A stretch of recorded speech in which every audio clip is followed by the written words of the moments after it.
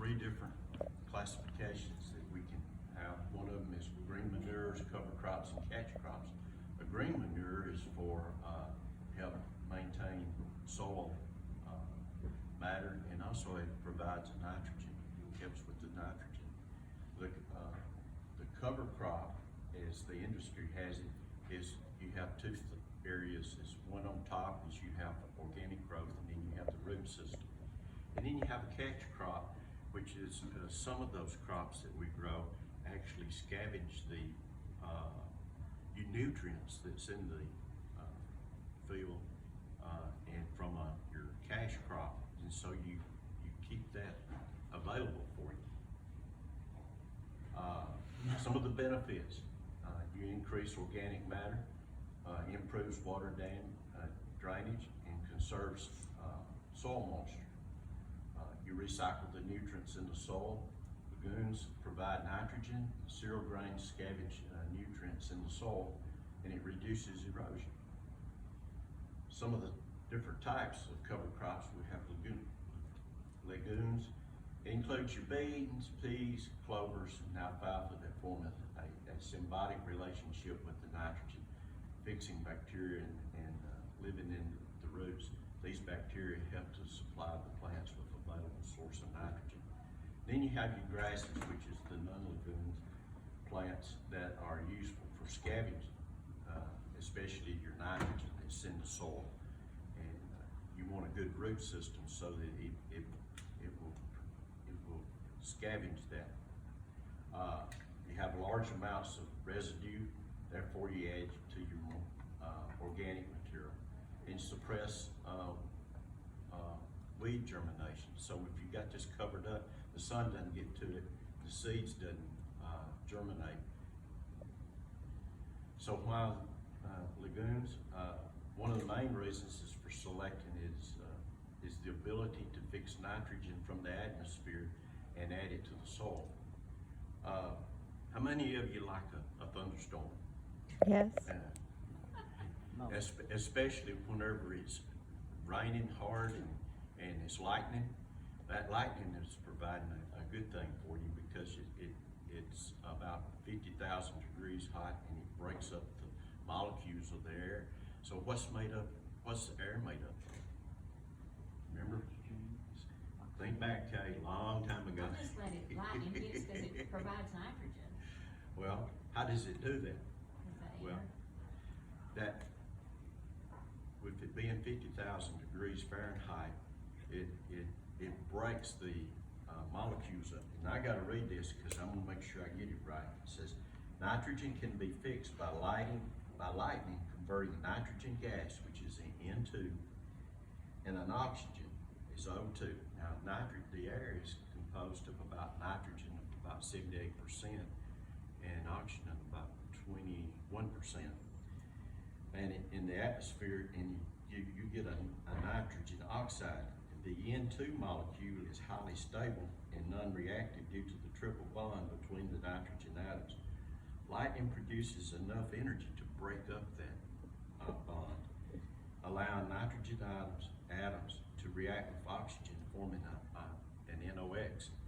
And this compound cannot be used by the plants, but the molecule cools and reacts with the oxygen to form an NO2, which reacts with the water, the HNO2, which is nitrous acid, or HNO3, nitric acid. And when these seep into the soil, they make NO3, which is a nitrate, which is used by the plants.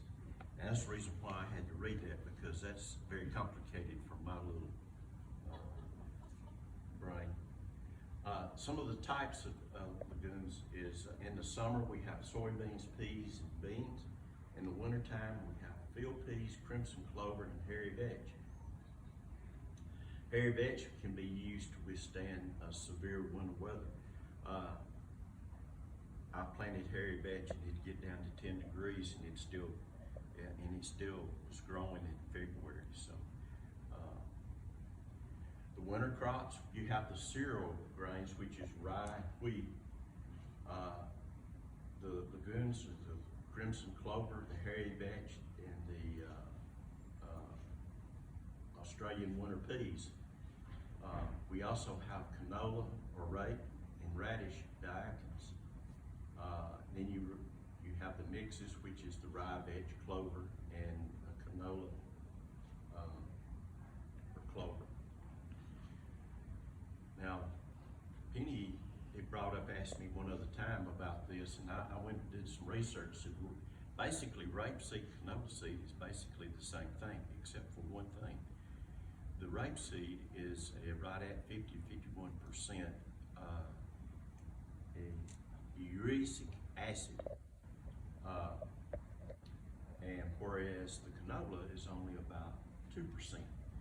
And the rapeseed was initially classified as industrial grade oil used in automotive field. During the revolution, industrial revolution, they used it for engines. Nowadays, they use it in the medical field for lubrication of some of the instruments that are and machines that are used in the medical field. It was considerably drought resistant and disease resistant, which is a good thing, but it's unsafe for food production. And so back in the 70s, the scientists from Canada started looking at it as far as a food product, and they were able to do some traditional crossbreeding and to genetically modified rapeseed, and the results would contain a 2% uric acid. Now, the term canola comes basically from the Canada and oil low acid, and that is from our friends in Canada. So that's how that come about, and it's used quite a bit nowadays. Now, if you see, I don't know about over here in Lauderdale County, but I know over around Town Creek and Corbin, in the springtime, you see these big fields that's got yellow flowers and stuff. Well, that's the canola. And a few years ago, it took an upswing. They had got a processing plant over near Decatur that would take care of this. They farmers over in that area grew it.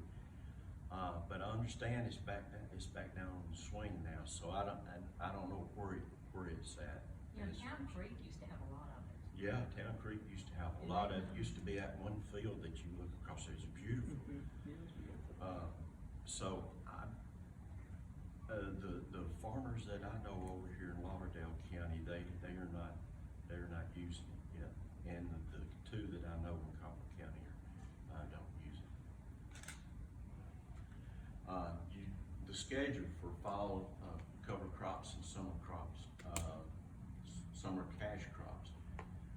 Right now is the time to be planting your cover crops, and you need to terminate them in the March, April time frame or sooner if you have vegetables that you're going to grow, or especially your cool weather crops.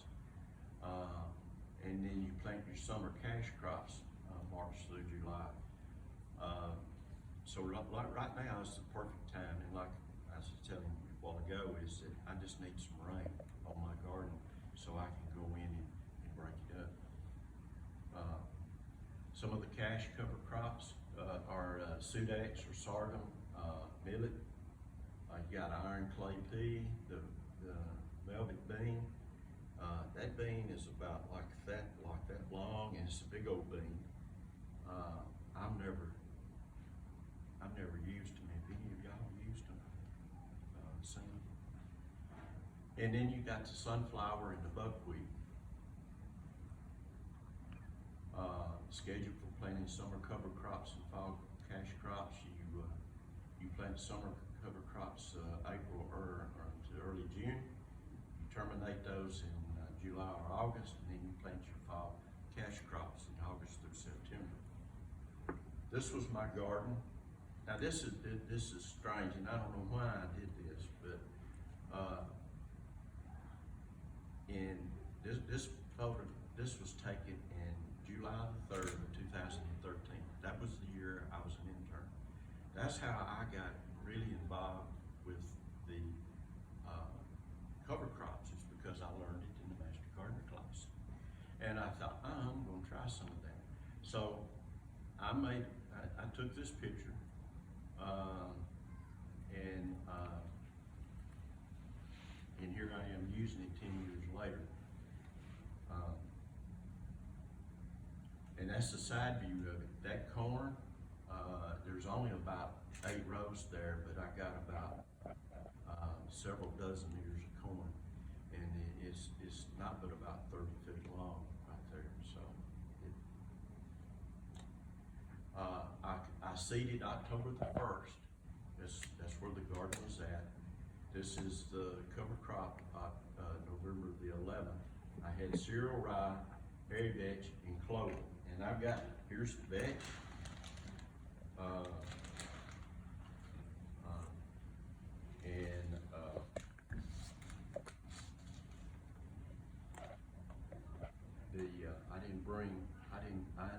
I'm not planting clover this year.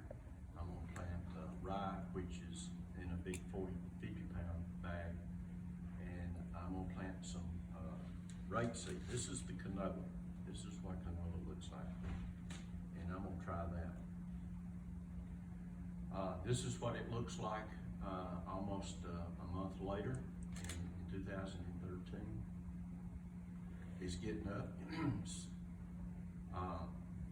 And then I don't know why, like I said, I wasn't thinking about ever doing anything like this, or I would have took a picture of it before I cut it down. This is on April the 3rd. I'd already tilled it up. Around the 1st of March, I went in with my lawnmower, and the rye and the vetch was probably up this tall. In fact, when I was sitting on my lawnmower, you couldn't see me because it was so big. And I had to raise the blade all the way up and go across it several times, and then lower the blade and go across it several times. And I did it and waited about a month to give it time to degrade. And it did real good. It tilled up real good, and that's what it looked like after that. And that's another view of it. Some more views. The molly garden. I did the same thing with my molly garden. This is my granddaughter's. I called it the molly garden. We had peas, purple hull peas in here. I did this at the same time. This was back in November of 2013. And then 27 days later, I've got rye that's 8 to 12 inches tall. You can't really see it in this photo. The vetch is about 6 to 8 inches tall. One of the things that they recommend a certain rate per acre, and when you're doing plots that are 40 by 70 or 30 by 70, and in Molly's garden is 5 foot wide by about 60 foot long, you try to ration it out to the amount that you need. I think that I didn't plant enough of the vetch, that I should have planted at least 3 pounds instead of 1 pound. Now this was the garden this year. I've got over to the right is speckled butter beans. I've got over kind of in the middle, purple hull peas is to the left, and I got baby lima beans. You barely can see it.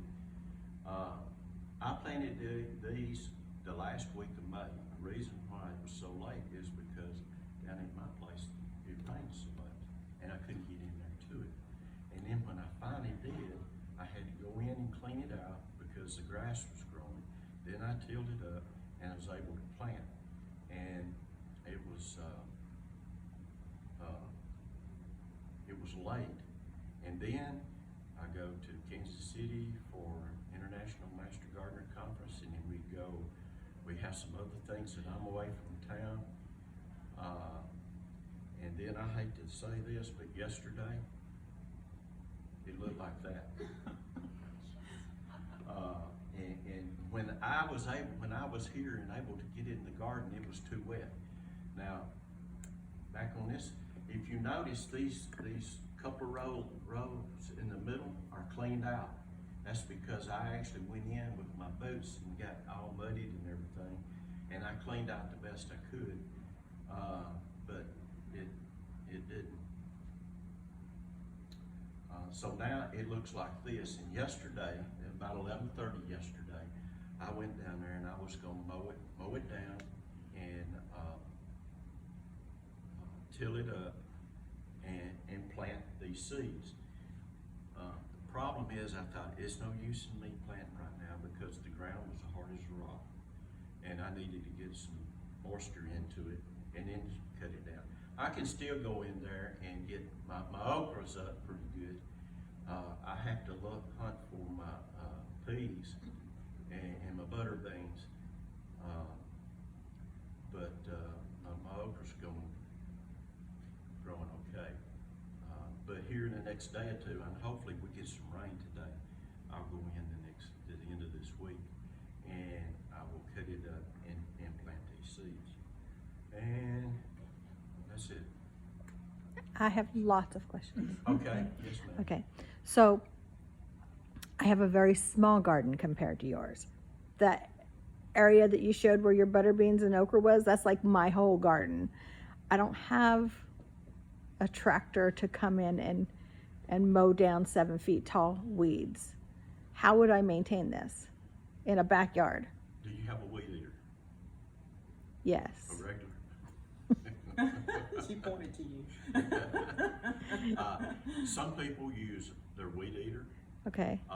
Your push mower, lawn mower. Uh-huh. Now it'd be best to take your weed eater and get it down to where it's low, and just chop it all up. Do I need to let it grow that tall, or can I just maintain it at a high grass level? Would that work? Well, if you just get it that tall, you're not going to get, the roots are not going to grow as deep, and it's not going to do what it needs to do as far as, see, your vetch grows long roots. It has a root system that goes 3 or 4. The main roots go about 3 or 4 feet, and then the rest of the roots go maybe 6 to 8. If you plant dakin radishes, Uh-huh. they are a white radish that grows about that long. Looks like a carrot, except it's white. And it gets about 8 to 10 inches long, and then it'll have a root that could go is 10 to 12 feet. Okay. And that's what farmers use a lot, because you get a hard pan in your soil at about anywhere from 8 to 15 inches deep. Right. And a lot of the farmers plant these radishes to help break up, because what it'll do, that radish being like a carrot, it opens up the top of the soil where your water gets in and it goes through, and then during when you chop it up, it starts decaying and it allows it for water to go down into the soil. And then you've got the root system that goes so far down, it just funnels it all the way down through there, and it provides moisture for your later plants that are coming up, so it'll reach down. It Okay. opens up the soil so that your plants, your roots from your other plants can reach down in there and do it. So you need to let it. How tall does that grow? How the top part of that radish? My radish has only got maybe about a foot, 8 inches. Okay, to a I foot. can deal with that. Yeah. What about clover? Clover, I use clover back, the white top clover. They really recommend the crimson clover. I have a bag of that. After it freezes, it will kill that clover, and then when you go in the springtime and till it up, I've had no problems with it in the pack, unless you just let that section set for a while, and there'll be seeds, and then in the summertime you can see it coming up. But if you knock it down in the spring, and till it in, you shouldn't have a problem with it. Okay. Or I haven't had a problem with it. But most of the farmers around here use the crimson clovers. Okay. So you did good by getting that. I used the white clover because I probably didn't know any better back then. Well, I have rabbits, and I thought, well, this would be good for them. Yeah.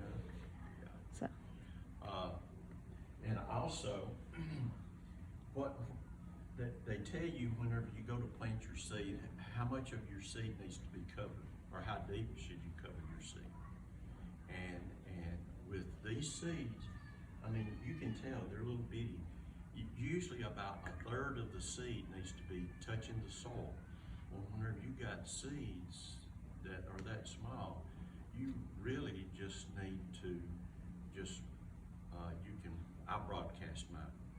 And then I maybe just, you don't have to. You can just take your little leaf rake and just kind of go down through your garden like that. I have known people taking a roller. They take a roller and pull it behind a tractor or their lawnmower and just make sure that the seeds are packed, are actually touching the soil, and so you got good contact. okay. And I was talking with a gentleman the other day where I bought these seeds, and he said that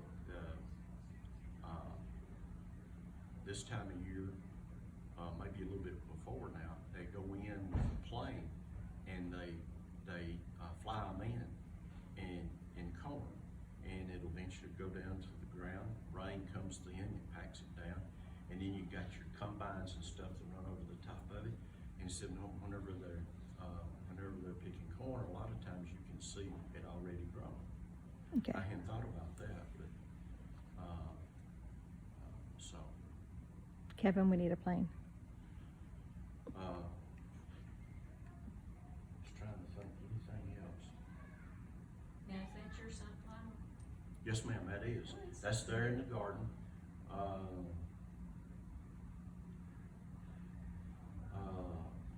Yeah, that was. I tried to plant one row of sunflowers on the edge of my garden. I use it as a catch crop for insects, because when you have an infestation of Japanese beetles or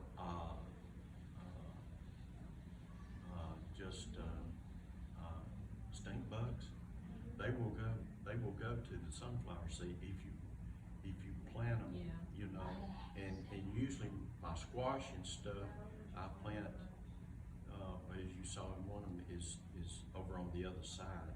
So I try to fix it so I get everything going to that one side. Anything, the Japanese beetles will jump on that, stink bugs. Yeah, that's why Margie Anderson used to grow it out in her, away from everything, so they'd stay out there and eat instead of coming into her yard. Yeah. And Dr. A, there's a certain kind of squash that you plant, and I don't forgot the name of it, but you can plant it on the outside row, and plant your other regular crooked neck squash or straight neck on the other side, and it'll attract all the bugs on that end. Any other questions? We'll Okay, have to then. see pictures when your canola gets up. Yeah, I'm going to do a celebrated? better job with taking pictures, because, like I said, I never thought that I would be doing this for a master garden and stuff. So I'm going to follow progression and try to at least take at least one picture a month through the winter months to watch it grow and do a better job at this presentation and get it better, get it shored up better. Okay. Thank you. Coming.